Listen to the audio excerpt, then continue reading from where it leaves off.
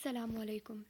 हमारा टॉपिक जो था वो आइसोट्रॉपिक हार्मोनिक ऑसिलेटर था। इस टॉपिक के अंदर हम पहले पढ़ चुके हैं कि हार्मोनिक ऑसिलेटर क्या होता है, उसकी टाइप्स हम पढ़ चुके हैं, आइसोट्रॉपिक हार्मोनिक ऑसिलेटर देख चुके हैं, उसकी एप्लीकेशंस और कुछ हद तक उसकी एक्सप्लेनेशन भी हम देख चुके हैं। अब आगे हम लोग वहीं से ही स्टार्ट करेंगे जहाँ पे हमने ख़त्म किया था। हमने यहाँ पे देखा था कि हमने पहले एक श्रोडिंजर वेव इक्वेशन ली थी और फिर उसके अंदर वेरिएबल सेपरेशन मेथड अप्लाई किया था और फिर उन टर्म्स को रीराइट किया था और फिर उन्हें फाइनली अलहदा करके इस तरह 3 टर्म्स बन गई थी और वो 4th टर्म के इक्वल आई थी। ये जो ऊपर वाली इक्वेशन है वो उस वक्त सेटिस्फाई होती है जब ये जो टर्म्स हैं वो सेपरेटली किसी भी कांस्टेंट के इक्वल होंगी। और दूसरा हम ये देखते हैं कि जो हमारे पास फर्स्ट टर्म्स हैं, फर्स्ट टर्म है लेफ़्ट हैंड साइड के अंदर वो सिर्फ और सिर्फ x का फंक्शन है और जो सेकंड टर्म है वो सिर्फ y का और जो थर्ड टर्म है वो सिर्फ और सिर्फ z का फंक्शन है। तो अब हम लोग ये कह सकते हैं कि जो हमारे पास फर्स्ट टर्म है वो इक्वल है हमारे पास, हमने लेट्स से ये -2m/h कट स्क्वायर EX ये इस कांस्टेंट के इक्वल है। तो अब ये जो 1/x है इसे हम मल्टीप्लाई कर देंगे इक्वेशन की दोनों तरफ। तो जो x होगा वो इस टर्म के साथ आ जाएगा और इस टर्म के साथ आ जाएगा। अब आगे हम लोग देखते हैं कि जो हमारे पास ये इक्वेशन बनी इस तरह, देखो अब यहाँ से हम लोगों ने क्या किया कि जो हमारे पास E(x) था उसे हम इसे इक्वेशन के इस तरफ ले आए और फिर ये इक्वेशन फाइनली जनरेट हो गई। उसके बाद ये थी फर्स्ट टर्म के लिए, और अगर हम लोग y वाली डिपेंडेंस वाले फंक्शन के लिए देखें तो वो ये हो जाएगी और इसी तरह थर्ड वाली जो होगी वो इस तरह बन जाएगी। अब ये जो 3 टर्म्स हैं वो हमारे पास मैथमेटिकली आइडेंटिकल हैं। तो और ये जो है वो time independent Schrödinger wave equation के इक्वलेंट हैं लीनियर हार्मोनिक ऑसिलेटर के केस के अंदर। कि अगर हम लोग कंसीडर करें कि हमारे पास 1 डायमेंशन में कोई भी पार्टिकल है वो मूव कर रहा है और फिर उसके लिए जो हमारे पास इक्वेशन होगी श्रोडिंजर की तो वो कुछ इस तरह होगी। फॉर एग्जांपल अगर वो z डायरेक्शन के अंदर मूव कर रहा है तो वो z की टर्म्स के अंदर होगी और अगर वो y के लिए कर रहा है तो y की टर्म्स में होगी। सिमिलरली x के लिए अबव वाली इक्वेशन जनरेट होगी। तो अब फिर हम लोग ये कह सकते हैं कि जो लीनियर हार्मोनिक ऑसिलेटर होता है उसकी तरह की ही इक्वेशंस ये बन गई है। ठीक है, अब तो फिर इसका मतलब ये है कि हम लोग ये कह सकते हैं कि जो हमारे पास जो इनकी राइट हैंड साइड थी पहले जो इक्वेशन की, वो इन तीनों का जो सम किया जाएगा तो वो 4th इक्वेशन के इक्वल होगा, क्योंकि ये हम लोगों ने एक कांस्टेंट लिया था, ये वाला कांस्टेंट लिया था और ये वाला कांस्टेंट लिया था। इन तीनों को जब ऐड करेंगे तो वो हमारे पास जो रियल फंक्शन है उसके इक्वल आएगा। तो इस तरह -2m/h कट जो है वो इन तीनों टर्म्स में से कैंसिल हो जाएगा और वो 4th के साथ, तो हमारे पास जो फाइनल इक्वेशन बनेगी वो हमारे पास होगी इस तरह की।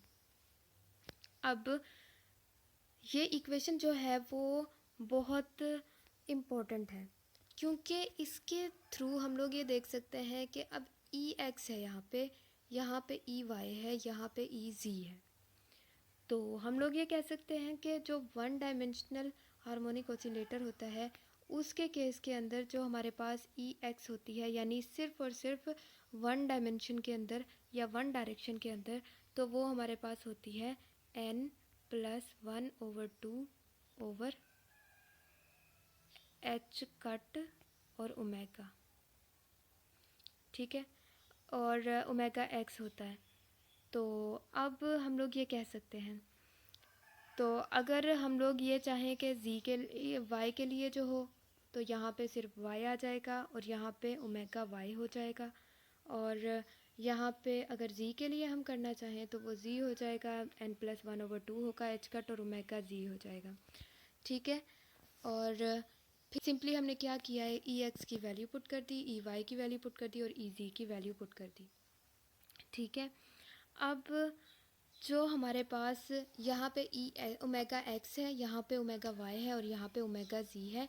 एच कट जो है वो कांस्टेंट है और वो इन तीनों के अंदर जो है वो सेम होगा, तो उसे हम लोग बाहर निकाल लेंगे। ठीक है, अब जो n की वैल्यूज़ है ना वो 0 से स्टार्ट हो सकती हैं और अप टू सो ऑन जा सकती हैं। तो ये हमारे पास देता है, ये जो साई है ये 3 डायमेंशन के अंदर हार्मोनिक ऑसिलेटर के अंदर उसके वेव फंक्शंस को बताता है by considering 1 dimensional harmonic oscillator के वेव फंक्शंस को। उसके बाद यहाँ पे हमारे पास ये जो स्टेट्स होती है ना वो नॉन डीजेनरेट है because the potential has no symmetry. अब देखो हम लोगों ने यहाँ पे क्या किया हुआ है कि जो हमारे पास हम लोगों ने यहाँ पे जनरल एक हार्मोनिक ऑसिलेटर को कंसीडर किया हुआ है, तो फिर उसके बाद हम लोग इसके अंदर इसके ऊपर हम आइसोट्रॉपिक हार्मोनिक ऑसिलेटर की कंडीशंस को अप्लाई करेंगे और फिर वो हमें परफेक्टली जो है वो आइसोट्रॉपिक हार्मोनिक ऑसिलेटर का जो है वो हमें एक्सप्रेशन दे देगा। हमने यहाँ पे क्या किया हुआ है, यहाँ पे हमने एन एक्स ओमेगा एक्स कर रखा है, यहाँ एन वाई ओमेगा वाई और एन जी ओमेगा जी कर रखा है। इसका मतलब ये है एक्स एक्सिस की डायरेक्शन के अंदर इसकी जो एनर्जी होगी वो डिफरेंट होगी, वाई के अंदर इसकी डिफरेंट होगी और जी के अंदर इसकी डिफरेंट होगी। ठीक है, तो लेकिन हम लोगों ने तो आइसोट्रॉपिक के अंदर ये देखा था कि जो एनर्जी होती है वो सिमेट्रिक होती है, यानी उसके अंदर सिमेट्री होती है। तो इसका मतलब है यहाँ पे तो अभी सिमेट्री नहीं है, तो फिर हम लोग क्या करते हैं, तो फिर हम लोग क्या करेंगे कि यहाँ पे आइसोट्रॉपिक हार्मोनिक ऑसिलेटर की कंडीशंस को अप्लाई करेंगे। तो उसके लिए हम लोग क्या करेंगे कि कंसीडर किया कि हम लोगों ने अब जो वो ऑसिलेटर लिया है ना वो हम लोगों ने आइसोट्रॉपिक हार्मोनिक ऑसिलेटर लिया है एक जनरल आइसोट्रॉपिक हार्मोनिक ऑसिलेटर की बजाय। तो अब जो 3 डायमेंशन के अंदर ये कंसीडर करेंगे कि जो उसकी एनर्जी है वो सेम है, और इसके अलावा जो हमारे पास एनर्जी सेम होगी तो इसका मतलब यह है कि उसकी जो एंगुलर फ्रीक्वेंसी होगी एक्स एक्सिस के अलॉन्ग, वाई एक्सिस के अलॉन्ग और जी एक्सिस के अलॉन्ग वो सारी मतलब एक जैसी होगी। तो हम लोगों ने कह दिया कि वो ओमेगा के इक्वल है। तो इसका मतलब क्या है कि जो हमारे पास अगर हम लोग इसे इस तरह कंसीडर कर लें, अबव इक्वेशन के अंदर पुट कर दें, तो अगर हम यहाँ पे ओमेगा एक्स की बजाय ओमेगा कर दें, ओमेगा वाई की बजाय ओमेगा कर दें, ओमेगा जी की बजाय ओमेगा कर दें, और तो फिर हमारे पास क्या हो जाएगा, ये ओमेगा जो है वो कॉमन आ जाएगा और यहाँ पे बच क्या जाएगा, n x plus n y plus n z plus 1/2 plus 1/2 plus 1/2, तो 3/2 बन गया। तो यहाँ पे बन गया n x plus n y plus n z. यहाँ पे सबस्क्रिप्ट में n x n y n z भी आना है, क्योंकि यहाँ पे हम लोग एक्स एक्सिस की डायरेक्शन के अंदर एनर्जी ले रहे हैं, यहाँ पे वाई के अंदर ले रहे हैं और यहाँ पे जी के अंदर ले रहे हैं। ठीक है, तो अब जो फाइनल इक्वेशन बनी है वो कुछ इस तरह की बनी है। हमें पता है कि जो हमारे पास एन एक्स है प्लस एन वाई है प्लस एन जी जो है वो हमारे पास ये कंपोनेंट्स हैं, तो ये टोटल क्वांटम नंबर के इक्वल होंगे। तो हमारे पास फाइनल इक्वेशन जो होगी एनर्जी की, ये हमारे पास आइसोट्रॉपिक हार्मोनिक ऑसिलेटर के लिए वो n+3/2 बनेगी। अब हम लोग आगे देखते हैं, ये है हमारे पास एनर्जी की डेरिवेशन या फिर एक्सप्रेशन। यहाँ पे ग्राफिकल एक्सप्लेनेशन आ गई है। अगर हम लोग ग्राफ प्लॉट करें between energy of isotropic harmonic oscillator and principal quantum number, तो हमें इस तरह का एक लेडर लाइक सा स्ट्रक्चर ऑब्टेन होता है।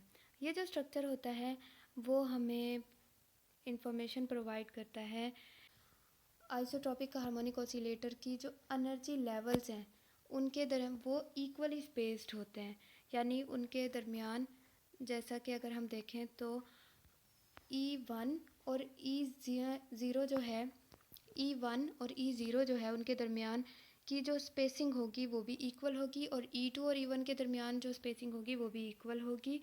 और जो कंसेक्टिव, तो इसका मतलब यह है कि जो कंसेक्टिव लेवल्स हैं उनके दरमियान जो एनर्जी डिफरेंस है वो through out the diagram constant रहेगी।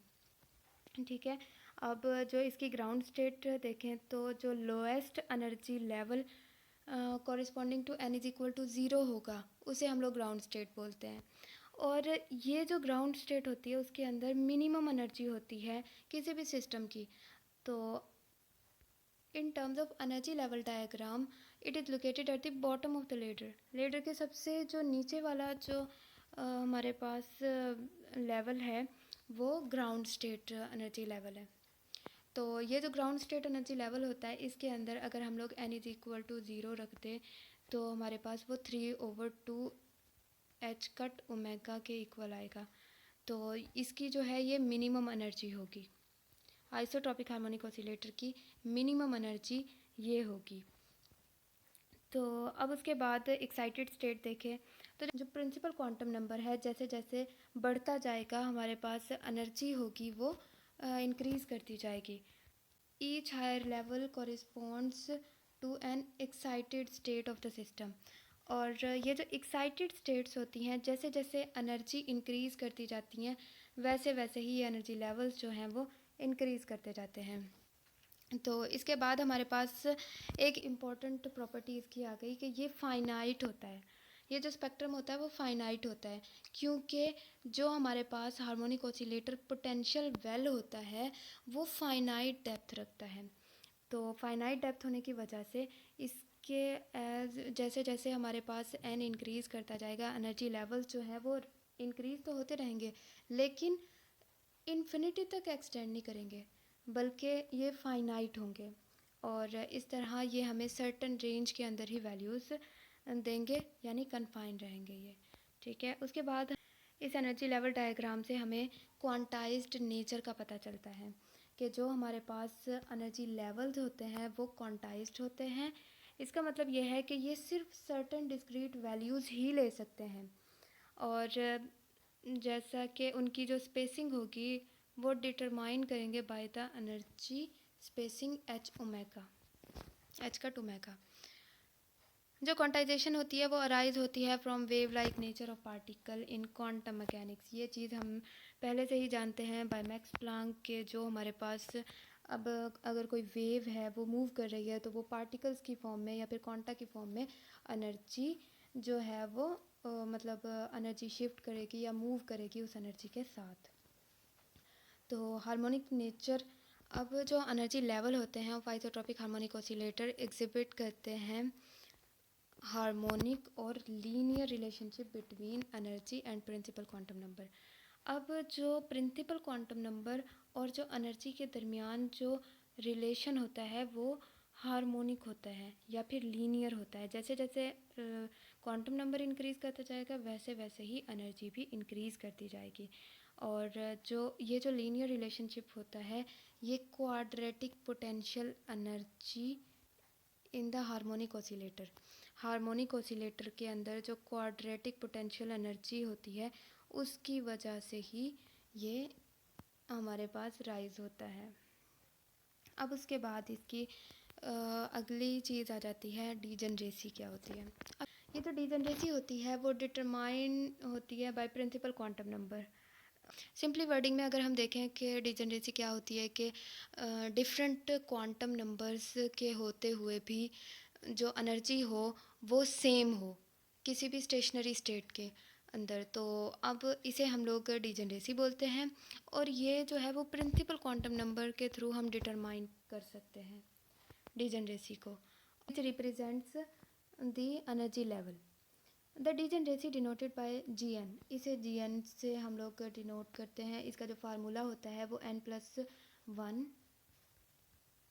इंटू n+2 डिवाइडेड बाय 2 होता है।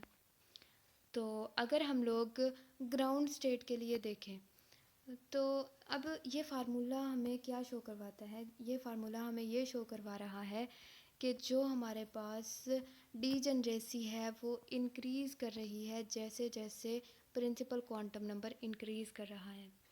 तो देखें तो हम कि ग्राउंड स्टेट में n is equal to zero होता है। तो अब यहाँ पे हम ज़ीरो पुट करें तो वैल्यू आएगी 1। ये शो करता है कि जो ground state is non degenerate. ये जो ग्राउंड स्टेट है वो डीजनरेट नहीं है। इसका मतलब ये है कि उसके अंदर यूनिक एनर्जी लेवल्स हैं। इसका मतलब ये है कि जो हमारे पास एनर्जी लेवल्स हैं उसके अंदर वो सिंगल है। एनर्जी लेवल्स को क्योंकि ये रिप्रेजेंट करते हैं ना, एनर्जी लेवल्स को रिप्रेजेंट करती है। तो for excited state, first excited state के लिए देखें तो n इज़ इक्वल टू 1 रखें और इस फार्मूले में n is equal to 1 put किया जाए तो वो 3 आंसर देगा। तो इसका मतलब क्या है कि जो सेम एनर्जी के साथ ये 3 वेव फंक्शंस होंगे और फिर ये डी जनरेट ट्रिपलेट फॉर्म करेंगे।